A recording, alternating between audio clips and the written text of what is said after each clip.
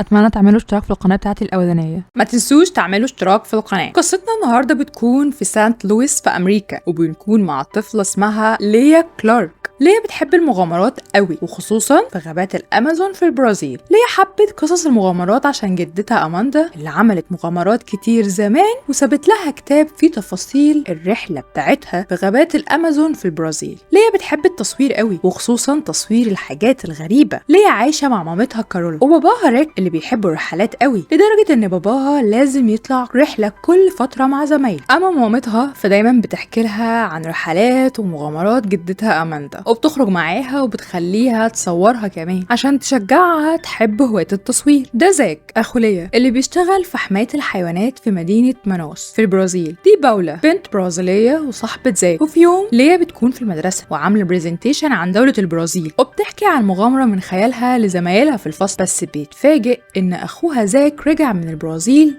ودخل عليها الفصل، وبيكون معاه صاحبته باولا اللي ليا ما بتقبلهاش من اول ما بتشوفها. وبعدها زاك بياخدهم وبيروحوا على البيت. مامة ليا وباباها بيرحبوا بباولا اللي بتحكي لهم عن البرازيل وغابات الامازون، فبتقوم ليا تسالها اذا كانت راحت الغابات دي ولا لا، لكن باولا بتقول لها ان الغابات دي مليانه حيوانات خطيره قوي، وفيها قبائل ممكن تموت البشر لو قربوا ناحيتهم. لكن ليا بتعرفها ان جدتها اشجع منها بكتير، عشان جدتها راحت الغابات دي وعملت فيها رحلات ومغامرات، لدرجه انها اتعرفت على قبيله من قبائل الغابات، بس كلهم ماتوا بسبب مرض الملاريا. لكن كارول مامة ليا بتقول لها ان القصه بتاعه القبيله دي كانت هلوسه من جدتها لما اتصابت بالملاريا هي كمان. بعدها ليا بتروح تقعد في اوضتها لوحدها، وبيدخل عليها زاك اخوها اللي هو عارف اصلا ان ليا غيرانه من باولا، بس زاك بيقدر يخرجها من اللي هي فيه، وبيقول لها على سر يطلب منها محدش يعرفه، وهو ان في عصابه صيادين مانوس في البرازيل. العصابه دي متخصصه في صيد الحيوانات من غابات الامازون، وبيهربوها بره البرازيل علشان يبيعوها، وان هو بيحارب الصيادين دول، عشان كده بيجمع عنهم معلومات وبيحاول يوصل لهم عشان يبلغ البوليس. ليا بتعرف من زاك ان العصابه دي خطيره جدا، تطلب منه يعرف حد في الشغل عنده او حد هنا في البيت، لكن زاك بيكون مستني لما يتاكد ويكون معاه دليل، وبعدها هيبقى يعرف اللي حواليه، وبيعرفها ان باولا كمان ما تعرفش حاجه عن الموضوع ده. تاني يوم زاك بيسافر هو وباولا، وبعدها على طول ابو ليا بيطلع رحلته مع اصحابه. وبعد يومين باولا بتتصل بمامة زاك وبتعرفها ان زاك مختفي بقاله يومين، وهي بتتصل على تليفونه لكن ما بيردش. سألت عليه في الشغل لقيته ما راحش بقاله يومين. على طول كارول بتتصل بزاك بس برضه ما بيردش، فبتقوم متصله على الشغل بتاع زاك ابنها في البرازيل، لكن ما بتقدرش توصل لحاجه. بعدها بتتصل على الشرطه في مدينه ماناوس برازيليه عشان تبلغهم ان ابنها مختفي، وبيطلبوا منها تروح لهم بنفسها وتعمل بلاغ. ليا بتكون متابعه اللي بيحصل ده كله، وبعد ما مامتها ما بتخلص بتعرف منها ان زاك مختفي من يومين، فبتحكي لها على موضوع عصابه الصيادين اللي زاك بيطاردهم، لكن مامتها ما بتشغلش بالها باللي هي بتقوله، وبتطلب منها تجهز نفسها عشان هيسافروا على البرازيل على اقرب طياره. واول ما بيوصلوا بيروحوا على الشغل بتاع زاك، وبيقابلوا مستر مونور رئيس زاك في الشغل اللي بيقول لهم انه بقاله يومين ما يعرفش حاجه عن زاك، فبيسالوا لويس زميل زاك، فبيرد عليهم وبيقول لهم انه ما يعرفش اي حاجه عنه برضه. بعدها باولا بتاخدهم على بيت زاك. مامة زاك بعد ما بتحط الشنط تطلب من باولا تخلي بالها من ليا عشان هي هتروح تبلغ البوليس. ليا بتطلب من باولا انهم يدوروا في حاجات زاك يمكن يلاقوا حاجه يوصلوا لي بيها، فبتقوم باولا ماسكه الكمبيوتر بتاع زاك بتدور فيه، اما ليا فبتدور وسط كتبه وبتقدر توصل للمفكره بتاعته اللي بيكون كاتب فيها معلومات وعناوين وشويه رموز غريبه كده، فبتروح جري على باولا وبتوريها المفكره والكلام المكتوب فيها، وبتقنعها انهم لازم يروحوا يدوروا على زاك. وبيروحوا على اول مكان شكله عامل زي المخزن كده تقريبا، لكن ما بيلاقوش حد، فبتقوم ليا مصوراه. وتاني مكان بيكون مقفول، اما تالت مكان بقى فبيكون محل هدايا. لما بيسالوا صاحب المحل عن زاك بيقول لهم انه ما يعرفوش ولا شافه حتى قبل كده اصلا، بس الراجل صاحب محل الهدايا بيلاحظ ان ليا بتصور المكان بتاعه لكن ما بيشغلش باله بيها. بس هم خارجين من المحل ليا بتاخد بالها من عربيه نقل حيوانات عليها علامه زي العلامه المكتوبه في المفكره بتاعه زاك، فبيمشوا وراه. في الوقت ده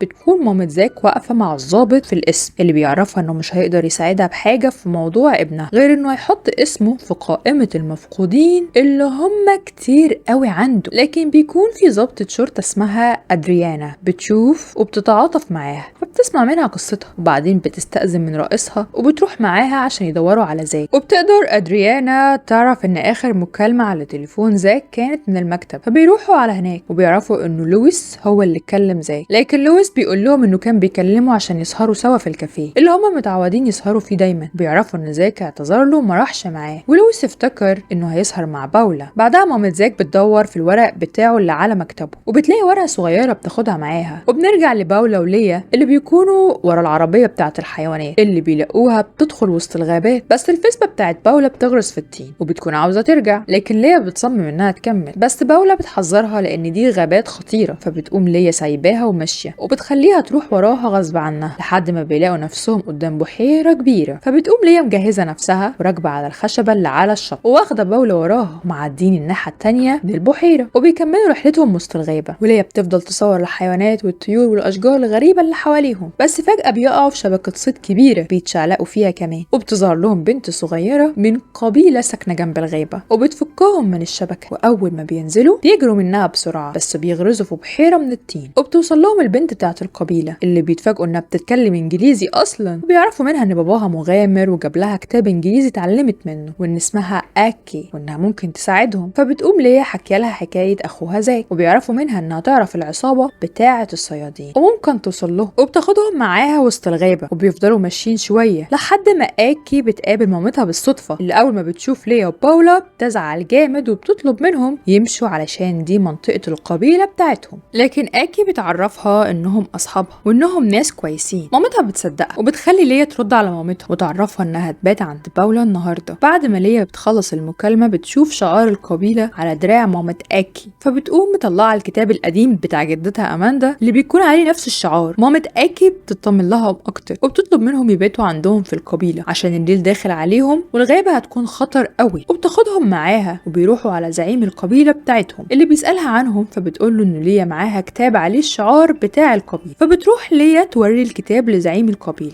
اللي بيشوف صورة جدتها وبيعرفها. بيجيب الكتاب بتاع القبيلة بتاعتهم اللي بيكون فيها صورة اماندا جدة ليا، وليا بتعرف منه ان جدتها اماندا قعدت عندهم في القبيلة فترة طويلة زمان وساعدتهم عشان يتعالجوا من مرض الملاريا. ليا بتفرح قوي باللي هي بتسمعه، تفرح اكتر لما بتلاقي زعيم القبيلة لما بيعرف قصة اخوها زاك بيبعت ناس من القبيلة عشان يدوروا عليه. مش بس كده، ده بيعلن القبيلة انهم يعملوا حفلة استقبال لحفيدة اماندا، بيجهزوا نفسهم وبيجهزوا ليا وباولا كمان للحفلة وبيكونوا كلهم مبسوطين قوي. في الوقت ده كارول مامة زاك بتكون مع اماندا ضابطة البوليس وبيسألوا الويتر اللي في الكافيه عن زاك، بس برضه بيقول لهم انه ما شافوش بقاله كتير قوي. فبتقوم اماندا تجيب لها حاجة تشربها عشان تهدي اعصابها، وبتلاقي معاها الورقة الصغيرة اللي خدتها من مكتب زاك، وبتقلب الورقة بتلاقيها فاتورة من محل الهدايا. فبيروحوا عليه بسرعة وبيقابلوا صاحبه اللي اماندا بتعرف ان اسمه ريكاردو، ولما بيسألوه عن زاك بينكر انه يعرفه برضه وبيقول لهم انه بيجيله زباين كتير ومش معقول يعني هيركز مع كل واحد فيهم. لكن كارول بتاخد بالها ان رقم الشغل بتاع زاك بيرن على تليفون ريكاردو، واول ما بتواجهه بيهرب منهم. وبنرجع لباولا اللي تاني يوم الصبح بتكون اكي رايحة معاهم عشان يدوروا على زاك اخوها، وبيشوفوا واحد من العصابة بيتكلم في التليفون. فبتقوم ليا عاملة فيه خدعة وبتشعلقوا في شبكة الصيد. بيعرفوا منه ان العصابة خدت اخوها زاك على المدينة بس ما يعرفش هم رايحين بيه فين.